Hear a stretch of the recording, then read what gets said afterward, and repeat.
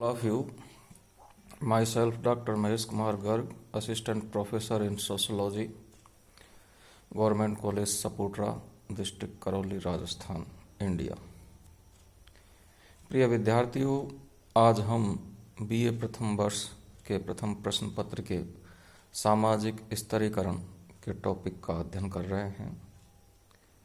आदिकाल से ही मानव समाज में असमानता व्याप्त रही है। ऐसा समाज जहां उनके सदस्यों में वास्तविक रूप से समानता हो और स्तरीकरण का अभाव हो, एक कल्पना मात्र है। मानव समाज के इतिहास में ऐसी स्थिति कभी नहीं रही। समनर की मान्यता है कि इतिहास में कभी भी ऐसा समय नहीं रहा जिसमें वर्ग घृणा उपस्थित नहीं रही हो। अनेक मानव शास्त्रियों ने आदिम समाजों में समानता का उल्लेख किया है, किंतु उनमें भी आज के समाज की भांति सामाजिक विषमता का चाहे गहन रूप नहीं रहा हो, फिर भी लिंग, आयु, नातेदारी, शक्ति और संपत्ति के आधार पर उच्चता और निम्नता का भेद अवश्य रहा है। गिटलर कहते हैं, असमानता सभी संस्कृतियों की विशेषता है। यद्यपि एक समूह से दूसरे समूह में, एक संस्कृति से दूसरी संस्कृति में असमानता के विस्तार एवं प्रकार में अंतर पाया जाता है। हम प्रत्येक समाज में दो प्रकार का विभेदीकरण देख सकते हैं, व्यक्तिगत एवं सामाजिक। दो व्यक्तियों के बीच रंग, रूप, नाक, नक्शा, लंबाई, चौड़ाई, आयु एवं लिंग के आधार पर पाए जाने वाला अंतर व्यक्तित्व विभेदीकरण है, जबकि कार्य, धर्म, संस्कृति, रुचि, आर्थिक स्थिति, राजनीतिक सत्ता एवं पद के आधार पर पाए जाने वाला अंतर सामाजिक विभेदीकरण है। जब सामाजिक विभेदीकरण में उच्चता एवं निम्नता के भाव जुड़ जाते हैं तो वह सामाजिक स्तरीकरण को जन्म देता है। स्तरीकरण के लिए प्राणी शास्त्रीय एवं सांस्कृतिक विशेषताएं उत्तरदायी है।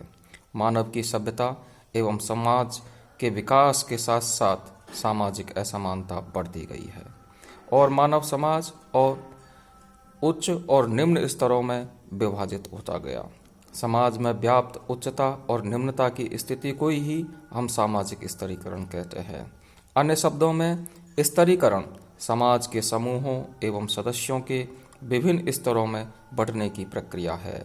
सामाजिक स्तरीकरण का उद्देश्य सदैव ही उच्च वर्ग द्वारा निम्न वर्ग का शोषण करना नहीं रहा है, जैसा कि मार्क्स मानते हैं, वरन सामाजिक स्तरीकरण के द्वारा समाज में कार्य विभाजन कर सामाजिक एकता एवं संगठन को बनाए रखना और योग्य तथा बुद्धिमान व्यक्तियों को प्रोत्साहन देना है। प्रत्येक समाज में स्तरीकरण के लिए प्रदत्त और अर्जित दोनों ही आधार पाए जाते हैं। सामाजिक स्तरीकरण के अध्ययन में समाजशास्त्री ही नहीं वरन राजनीति शास्त्री, अर्थशास्त्री, नीति शास्त्री, मनोवैज्ञानिक एवं अन्य विज्ञानवेत्ता भी रुचि लेते रहे हैं, क्योंकि स्तरीकरण का प्रभाव सामाजिक संरचना पर ही नहीं पड़ता वरन इससे राजनीतिक, आर्थिक, सांस्कृतिक, मनोवैज्ञानिक एवं व्यक्तित्व संबंधी पक्ष भी प्रभावित होते हैं। यही कारण है कि प्लेटो, अरस्तु, Marx, Auguste Comte, Saint Simon, Herbert Spencer, Ward, Sumner, Cooley, Page, Tumin एवं पार्सन्स आदि समाज वैज्ञानिकों ने अपनी रचनाओं में सामाजिक स्तरीकरण पर विचार व्यक्त किया है।